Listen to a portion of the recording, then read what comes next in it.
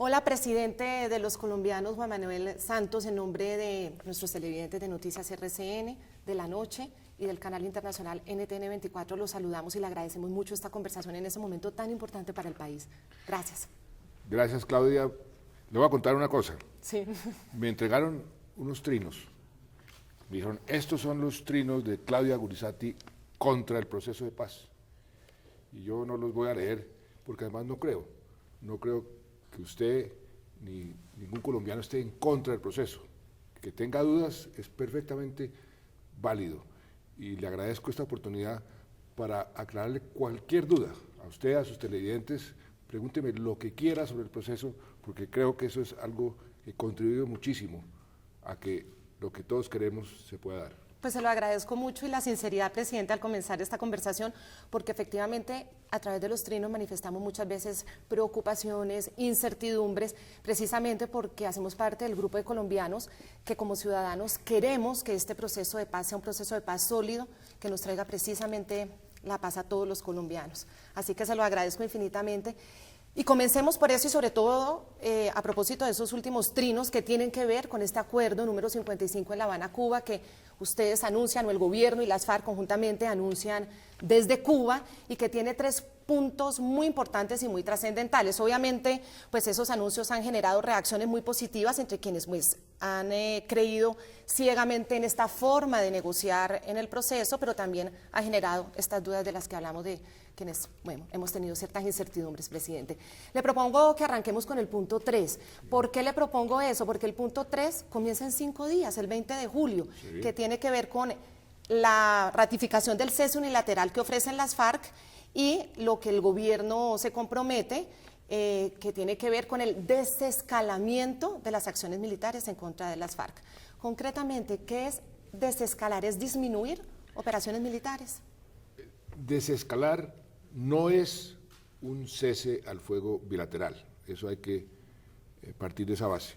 Desescalar no es desproteger a los colombianos, todo lo contrario.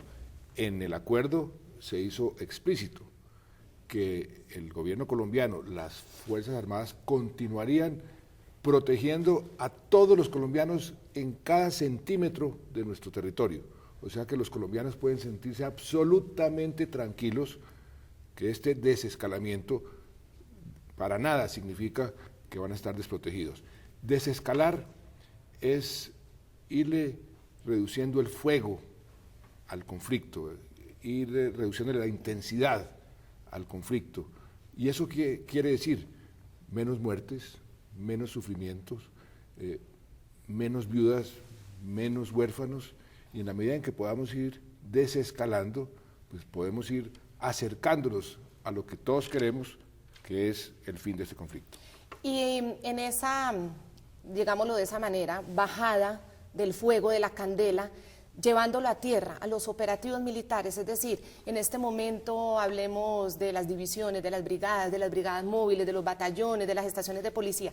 ¿Qué significa para ese soldado o ese policía que tiene unas funciones muy específicas? Es decir, desde el 20 de julio, dentro de 5 días, ¿qué es lo que va a pasar y cuál va a ser la orden para ellos? Lo primero, diría yo, que sería desescalar el lenguaje. Eso ha sucedido en muchos procesos en el mundo, en Salvador, en Sudáfrica, dejar la violencia verbal, comenzar a desescalar el lenguaje. Por ejemplo, en la parte, por ejemplo, en lugar de decirles estos bandidos narcotraficantes, terroristas, pues referirse a las FARC, comenzar a desescalar el lenguaje, los ánimos. En la parte militar, eso lo estamos discutiendo con los nuevos comandantes. Vamos a ir vigilando el cumplimiento de las FARC, de su cese al fuego unilateral, y en virtud de ese cumplimiento y de la forma como se van a acelerar las negociaciones sobre el cese al fuego bilateral y definitivo, y las negociaciones sobre los otros puntos que son muy, muy importantes, pues veremos qué tipo de medidas ya militares podremos tomar en la medida en que se vaya avanzando en el cumplimiento de lo que se acordó. Presidente, permítame hablar de ese punto, es decir, no decirles narcotraficantes bueno, tienen negocio de narcotraficantes, no decirles criminales, cometen crímenes y atroces todos los días. ¿Cómo Sí, no llamarlo por su nombre? Pero, Claudia, yo lo que quiero es terminar este conflicto. Y una de las formas de terminar cualquier conflicto, bien sea el de uno con su señora, con su marido, es comenzar a aprender a reconciliarse, a perdonarse. Y una de las formas de dar el primer paso es refiriéndose al contrario en una forma menos agresiva. Yo creo que eso es normal. Yo creo que eso sería bueno para todos los colombianos, no solamente este conflicto entre las FARC y el Estado colombiano, sino en todo sentido, que en lugar de estar insultándonos, aprendamos a referirnos a los otros con amabilidad, a respetar las diferencias. Eso es parte de la solución de este conflicto que hemos vivido durante 50 años. Digamos que la voz oficial desde La Habana ha sido que, por ejemplo, la justicia no la reconocen, porque ellos tienen la teoría de que están combatiendo con derecho a un Estado que no les representa a ellos. Entonces, incluso se refieren a la justicia como una maleza, como la maleza jurídica. Entonces, ellos, ¿hasta qué punto si vamos a llegar a que lo acepten o no lo acepten? Esa es otra de las dudas que yo creo que hay, pues, como muy en el corazón de los colombianos. Si no aceptan la justicia, si les parece que la justicia es una maleza, además la justicia, pues, con todos los temas de corrupción que también todos los días suceden en el país, les da esos argumentos, obviamente, pero no quieren reconocer la justicia a la que nos sometemos todos los colombianos, los demás colombianos, los que en la vida hemos levantado un arma. ¿Cómo hacer entonces para darle la tranquilidad a los colombianos de que efectivamente sí la van a aceptar? Qué bueno que me haga esa pregunta, Claudia, porque quiero dejar muy claro ante usted y ante todos los colombianos, paz con impunidad no puede haber. La paz se tiene que dar con justicia, y esa justicia implica que las FARC tienen que ser investigadas, juzgadas y condenadas por los delitos que han cometido. Eso es uno de los límites que hemos puesto desde un principio, que hemos puesto muchos límites. Hemos puesto límites a las negociaciones, ahí solamente se discute los 5 puntos de la agenda, el punto del desarrollo rural integral, el punto de la participación política, el punto del narcotráfico, esos 3 ya están acordados, el punto de las víctimas y el punto del fin del conflicto. No más, aquí no está en juego el futuro o el tamaño de nuestras fuerzas militares, no está en discusión la propiedad privada, no está en discusión nuestro modelo de desarrollo, ni nuestro modelo de instituciones políticas, solamente lo que se acordó en la agenda preestablecida. Esos límites han estado desde un principio, y uno de esos límites tiene que ver con la justicia. Tiene que haber justicia o no habrá paz. Es decir, que esto es como un ultimátum del gobierno diciéndole, mire, tienen que aceptar la justicia que hay, que es la del Estado, a la que nos sometemos todos los colombianos, definitivamente no vamos a firmar nada. El gobierno no le gusta poner ultimátums, pero sí nos gusta ser claros, y lo fuimos desde un principio. Aquí hay unos límites, y uno de esos límites es que no puede haber amnistías. Hoy, en el mundo de hoy, son imposibles las amnistías.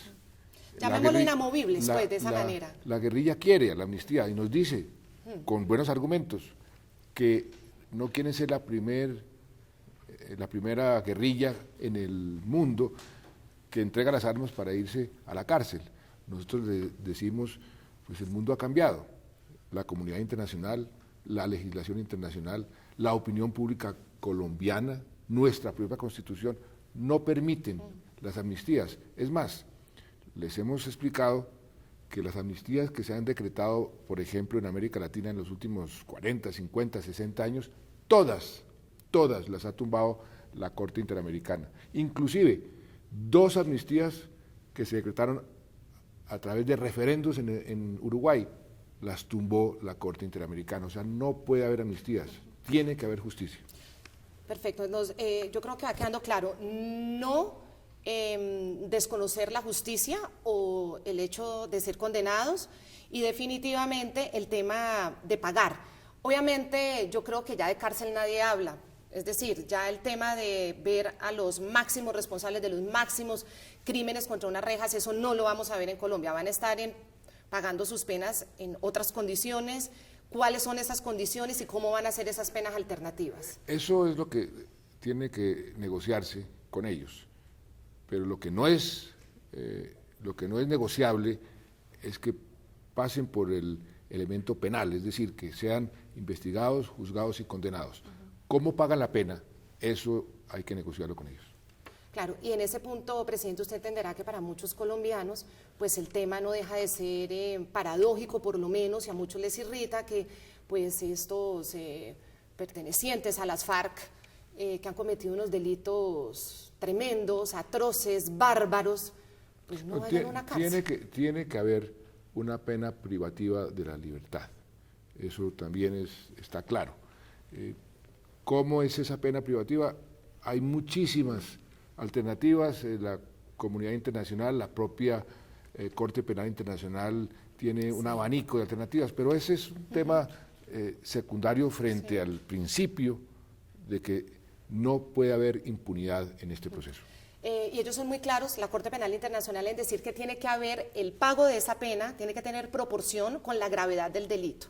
Para usted, como presidente, ¿cuál puede ser una pena o una forma de pena que sea proporcional al delito y que obviamente pues no sea la cárcel, porque ellos ya definitivamente pues no lo van a aceptar? A mí lo que más me interesa es que no haya impunidad y que se respete ese principio por las víctimas, porque las víctimas tienen el derecho a exigir justicia, a exigir reparación. Tenemos más de 7 millones de víctimas. Muchas de ellas solamente quieren la verdad, muchas de ellas solamente quieren que les digan dónde está su hija enterrada, por qué mataron a sus hermanos, a sus familiares. Claro. Quieren que se les repare simbólicamente, quieren que les pida perdón. Sobre todo justicia. Eso, presidente, ¿no? Para perdonar necesitan que se arrepientan. Entonces, y que les pidan perdón, ¿o no? Y muchas de ellas, usted no se imagina una de las víctimas que fue a La Habana, que regresó y me la encontré y con los ojos llenos de lágrimas me decía, el momento más importante de mi vida fue cuando uno de estos individuos, estos personajes, me dijeron, ¿sabe qué? Perdóneme. Con eso voy a morir tranquila. Y claro, no se imagina la cantidad de sufrimiento de esta víctima. Me contó su historia y yo prácticamente me puse a llorar con ella.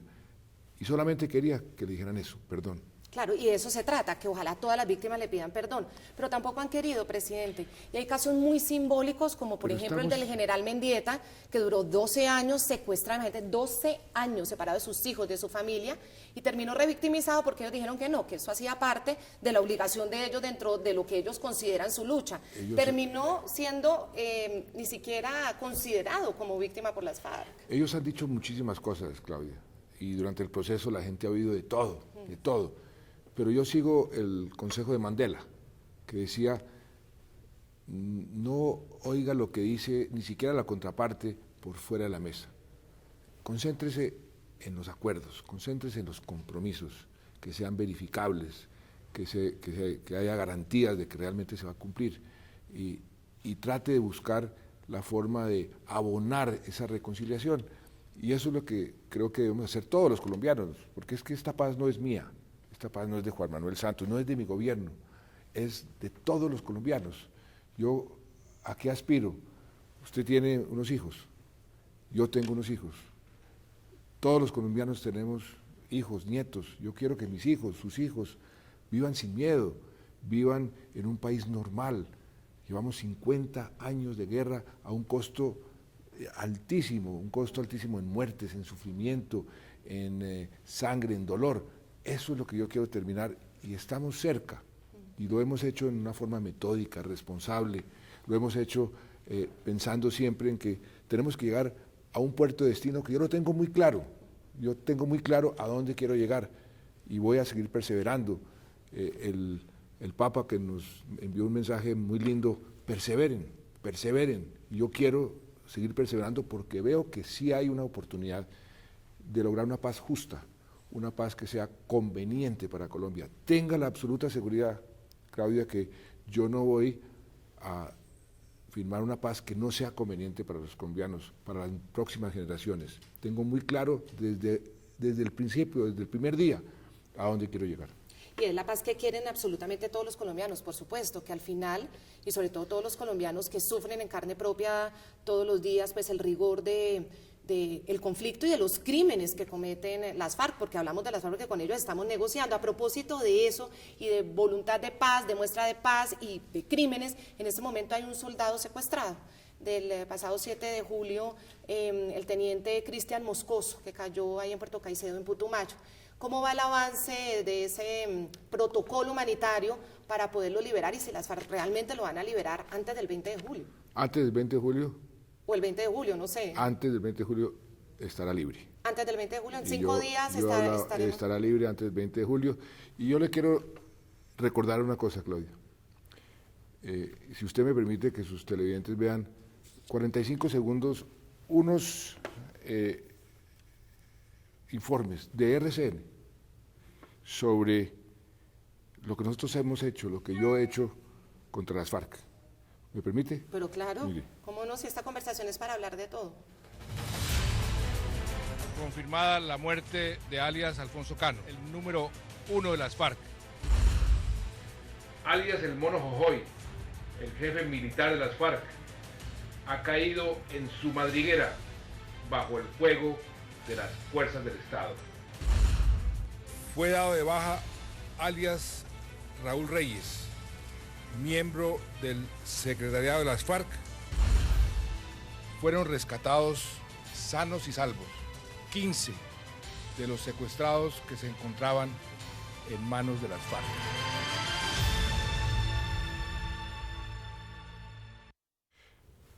Yo he sido, Claudia, el peor enemigo que ha tenido las FARC, pero la paz no se hace con los amigos, la paz se hace con los enemigos.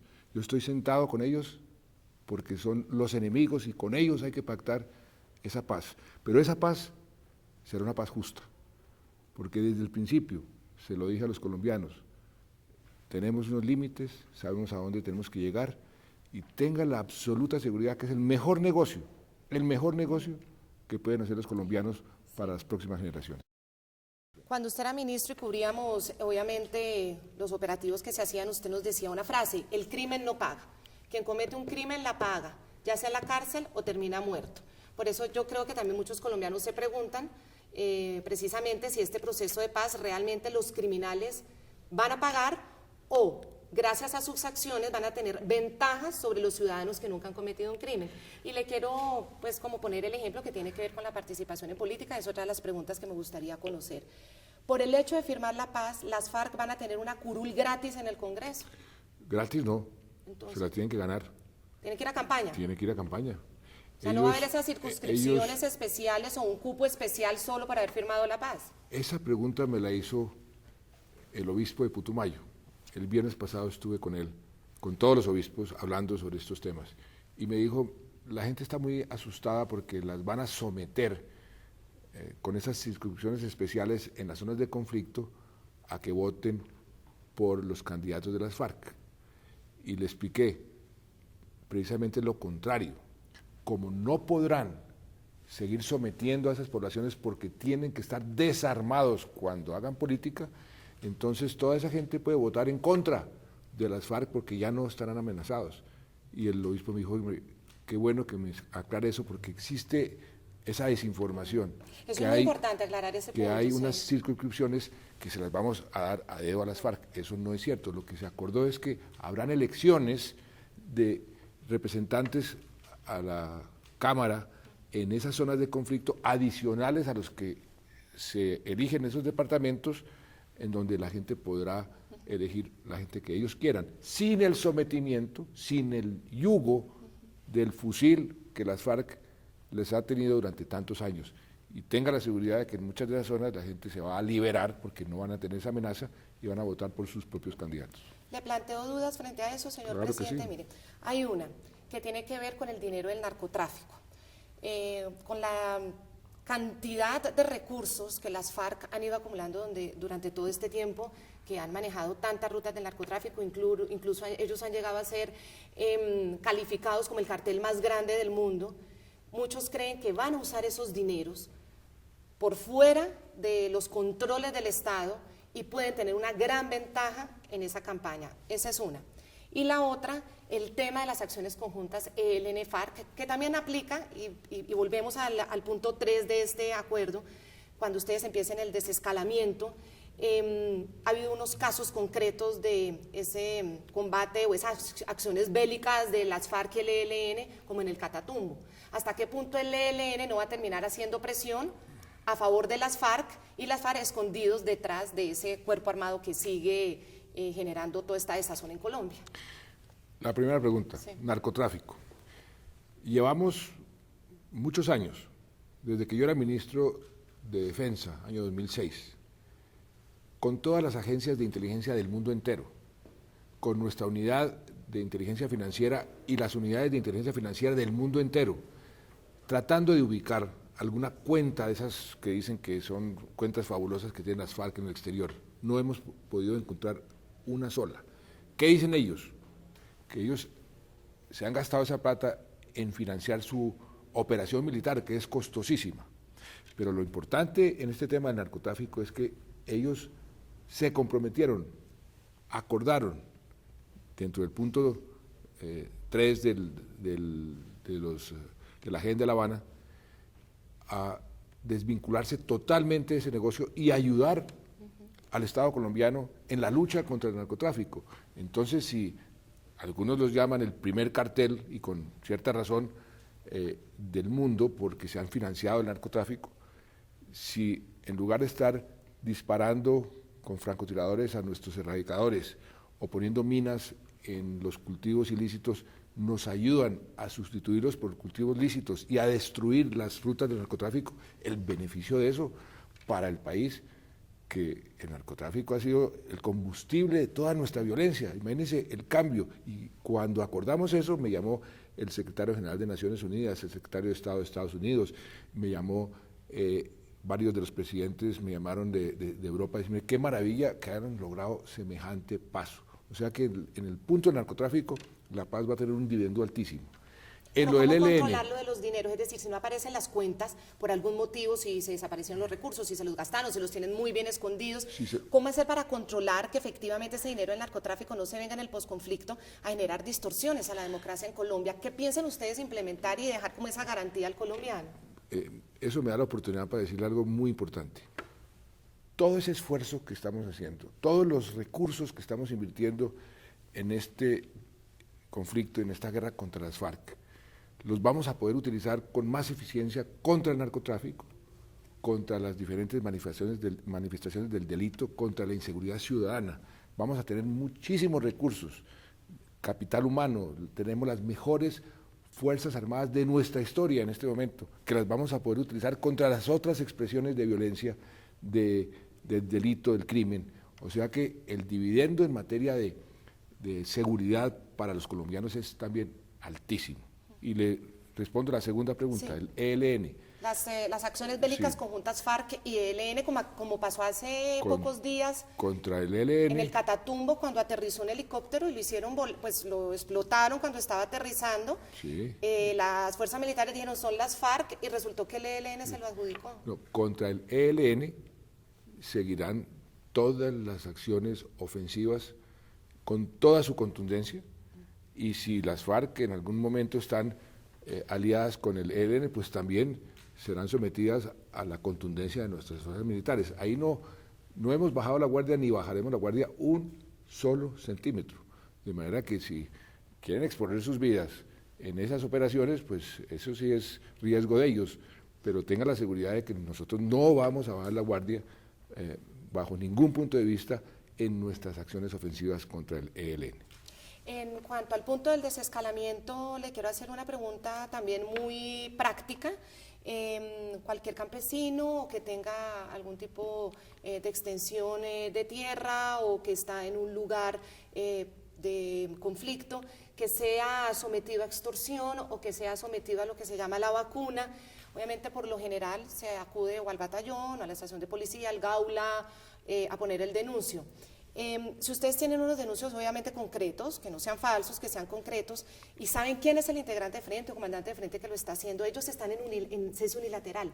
¿Cómo ir a buscarlos para defender a ese campesino sin que ellos argumenten es que estoy en unilateral y no me puede venir a atacar? No, eso vuelvo y le repito, y que esto quede muy claro para todos los colombianos, no va a haber ningún tipo de modificación en cuanto a la obligación constitucional que tienen nuestras Fuerzas Armadas de proteger a todos los colombianos en cada centímetro del territorio. Los colombianos podrán sentirse totalmente protegidos.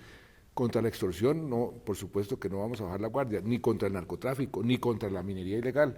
Y si están extorsionando, vamos detrás de ellos. Eso no cambia. No hay ningún tipo de acción que vaya a debilitar la contundencia de nuestras Fuerzas Armadas, sobre todo en la lucha contra el delito. ¿Y qué va a hacer usted cuando le digan es que estamos en cese unilateral, no hay proporcionalidad de la fuerza, nosotros no estamos disparando, como vienen a buscarme?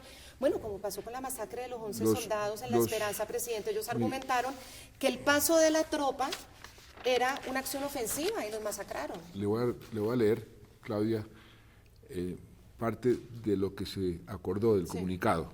Dice, el gobierno continuará persiguiendo el delito y en ningún caso tolerará que ninguna organización al margen de la ley ejerza coerción sobre las comunidades mediante el uso de las armas.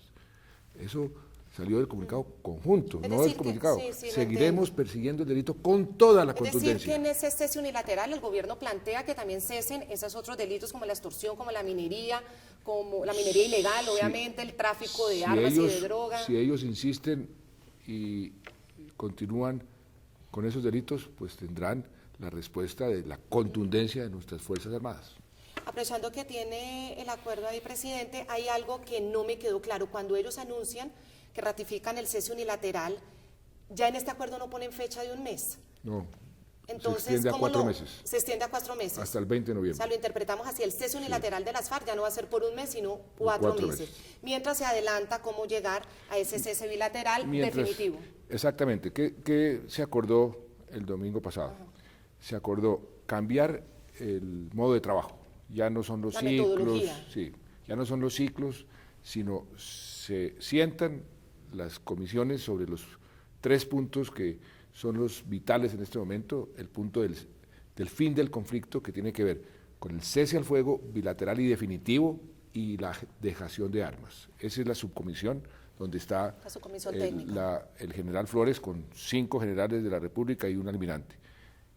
El otro tema, que es tema fundamental, es el de la justicia, el que usted me preguntaba. Ese tiene que avanzar en los próximos 4 meses.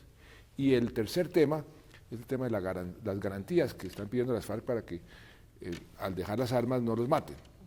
En eso tienen todo el derecho de reclamar ciertas garantías. Entonces ahí tendrá que haber avances, porque yo he dicho, no avanzar a estas alturas es retroceder. Si no hay avances, no habrá paz. Si hay avances y avances suficientes, estaremos muy cerca a la firma de los acuerdos para ponerle fin al conflicto y comenzar o continuar la construcción de la paz, que va a demorarse unos años, pero el fin del conflicto con las FARC es una condición necesaria, fundamental, para poder construir esa paz que todos añoramos. Pasemos a ese punto entonces del cese bilateral definitivo, que es bien importante, porque digamos que también está dentro de esta coyuntura y este compromiso que queda en ese acuerdo, que es ya acelerar la forma de encontrar el acuerdo del cese bilateral definitivo. Ahí hay 2 dudas que yo creo que son claramente también las que tienen los colombianos. ¿Sigue siendo inamovible el tema de la concentración? Comencemos con ese, ahora le planteo la segunda. No, la concentración es un paso necesario para el cese al fuego bilateral y definitivo. La propuesta del expresidente Uribe es una propuesta sensata en el sentido de que tenemos que pasar por ahí. No hay, no hay posibilidad de no pasar por ahí, porque en cualquier cese al fuego, para poderlo verificar, para poderlo controlar, tiene que haber algún tipo de concentración. Hay que negociar dónde, en qué regiones y cuáles son las garantías, pero eso es un paso necesario. Es como cuando uno va a manejar, pues hay que ponerle gasolina al automóvil, o si no, no arranca. Pero ellos están dispuestos a someterse a un censo, a que los cuenten, a que los identifiquen a todos, Tienen a que- contarle las armas, porque también Pues, por cada hombre hay diferentes sí. cálculos, hay organizaciones que dicen que hay 3 por cada hombre, otros 4, es decir, ¿están dispuestos Pues claro, a por ser supuesto. parte de ese proceso? Por supuesto, porque de otra forma, entonces, ¿cómo es que van a dejar las armas? Porque nosotros, ese es otra de los límites. No hay la menor posibilidad que ellos puedan hacer política con armas. Ese es otro de los límites, de las líneas rojas que he dicho yo. Entonces, para poder verificar eso, para poder controlar eso, pues tienen que pasar por ese proceso. Eso es una condición fundamental. Entonces, la respuesta es sí. Sí, es decir, va a haber puntos de concentración. Sí. Ya el tema también que va a ser muy complejo, lo dice el delegado de Naciones Unidas, de la verificación y del monitoreo. Y frente a eso, con toda sinceridad, presidente, ¿por qué terminó UNASUR, que es un organismo que para muchos colombianos no significa precisamente la defensa de los principios democráticos? ¿Por qué terminó siendo solicitado o en el acuerdo solicitar la presencia de ellos? La de la UNO es entendible, tienen 70 años de experiencia, UNASUR no tiene nada de experiencia en esto. ¿Por qué? ¿Por qué a la presidencia de UNASUR? Esa pregunta me permite ir un poco más allá en materia de la comunidad internacional. Este proceso tiene el apoyo del mundo entero. Por primera vez se ha visto ese fenómeno tan maravilloso para Colombia, que el mundo entero está apoyando, está creyendo en la paz en Colombia. Estados Unidos envió un enviado especial y está comprometido. Europa está comprometida. Hace unos días, hace unas semanas, dio un comunicado, todos los países europeos, la China. Aquí vino el primer ministro a decir, estamos comprometidos con la paz en Colombia. El canciller soviético, toda América Latina sin excepción. UNASUR, por supuesto, es parte de eso. Se escogió Naciones Unidas por lo que usted dijo, porque es la organización que más experiencia tiene, y se escogió Uruguay, que está presidiendo UNASUR, precisamente porque Uruguay es el país que más experiencia tiene en este tema de toda América, inclusive más que Estados Unidos, más que el Canadá, en el envío de misiones de paz o de monitoreo y verificación. Entonces, el ministro de Defensa del Uruguay será la persona que va a ayudar. La canciller ya habló con el canciller uruguayo. Lo que pasa es que Uruguay está presidiendo UNASUR, pero es Uruguay por su experiencia. Claro, pero todo esto no fue un pedido de UNASUR, es decir, ahora que cambia la presidencia pro tempore, termina el 4 de diciembre, No, ¿qué va a pasar? Ahí queda el ministro de Uruguay, que es el que sabe, el que entiende, el que ha tenido experiencia en ese tipo de Pero, cosas. presidente, entonces, ¿por qué eso no se hizo directamente con Uruguay, con Se el hizo, presidente Pepe Mujica? perdóneme, no, se hizo directamente. La canciller llamó al canciller uruguayo y le pidió, y el canciller uruguayo habló con el presidente, dijo claro que sí, Y entonces, nombraron. ¿por qué en el acuerdo dice que se le pide a UNASUR, a la presidencia de UNASUR? ¿Por qué Uruguay, no a la presidencia de Uruguay? Porque Uruguay coincide que Uruguay es presidente de UNASUR, pero eso sí me parece una discusión secundaria. ¿Quién va a verificar? Uruguay. ¿Quién dentro de Uruguay? El ministro de Defensa, que es el que más sabe.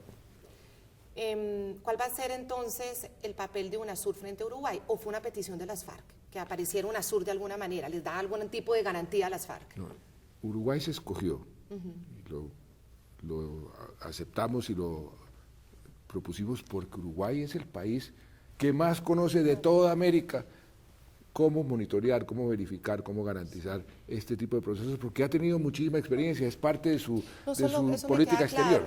Lo que no me queda claro es por qué entonces se hace con la presidencia de UNASUR y no directamente al país. Pero ¿qué importa, Claudia, si es presidencia de UNASUR o si es la persona más idónea, más conveniente? Uruguay es, repito, el país que más conoce estos temas, y dentro de Uruguay se escogió a una de las personas que más conoce. Eso es lo importante. No, yo se lo pregunto por el significado de UNASUR ante diferentes países y posturas frente a gobiernos que han sido muy cuestionados. Es por eso, de pronto para muchos colombianos, pues UNASUR no es precisamente la garantía de generar y de diseñar el monitoreo y la verificación, imagínense, la entrega de armas, que es el tema más, digamos, delicado directamente, que tiene que ver con la integridad de las personas. Pero si tenemos la persona que más sabe en toda América sobre ese tema, o el país que más sabe, y dentro del país la persona que más sabe, ¿qué más podemos pedir? Bueno, me queda la duda, pero bueno, entiendo también. ¿Por qué le va a quedar duda? ¿Por qué? Porque precisamente tenemos una excelente relación con todos los países y con Uruguay, porque entonces en el acuerdo tienen que poner que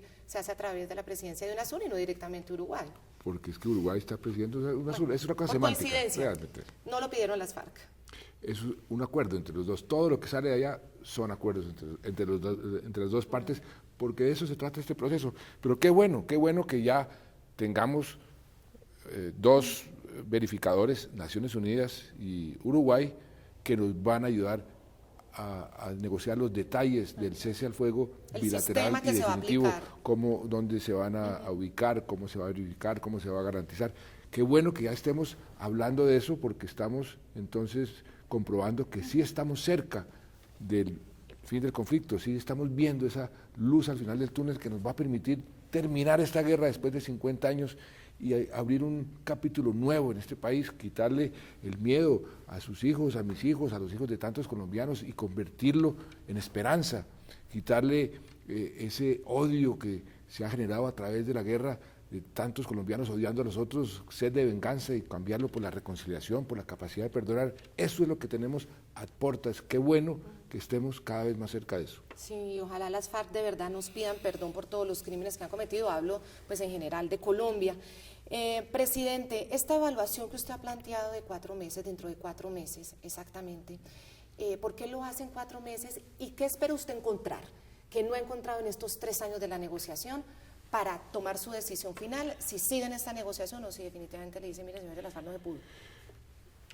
Nosotros pusimos la condición, yo puse la condición de conversar en medio del conflicto, que ha sido muy costosa, me lo advirtieron, porque la gente me iba a dar un margen de confianza, pero tarde o temprano iba a comenzar a decir, este presidente nos habla de paz, pero vemos la guerra.